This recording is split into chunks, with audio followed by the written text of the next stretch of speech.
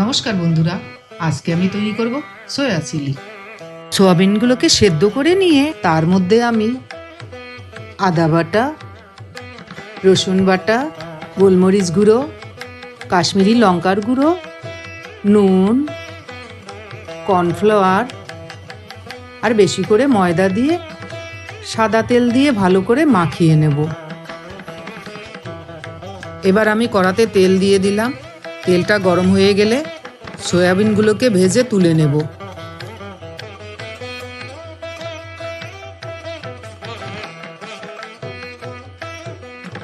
এবার বাকি তেলের মধ্যে রসুন কুচি, ক্যাপসিকাম, পেঁয়াজ দিয়ে খানিকক্ষণ নাড়িয়ে কাঁচা লঙ্কা কুচি, নুন, কাশ্মীরি লঙ্কার গুঁড়ো দিয়ে আবার কিছুক্ষণ নাড়িয়ে নিলাম।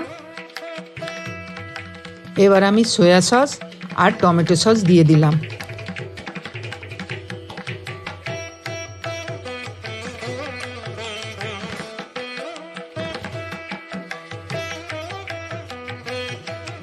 কিছুক্ষণ ভাজার পরে এবার আমি নুন দিলাম। নুন দিয়ে খানিকক্ষণ ভেজে গ্রেভির জন্য কর্নফ্লাওয়ার জলের সাথে গুলে নিয়ে ঢেলে দিলাম। দেখতে পাচ্ছেন গ্রেভিটা আমার তৈরি হয়ে গেছে। এবার ভাজা সয়াবিনগুলোকে দিয়ে খানিকক্ষণ ফুটিয়ে নামিয়ে নেব। রেডি হয়ে গেল আমার সয়া চিলি।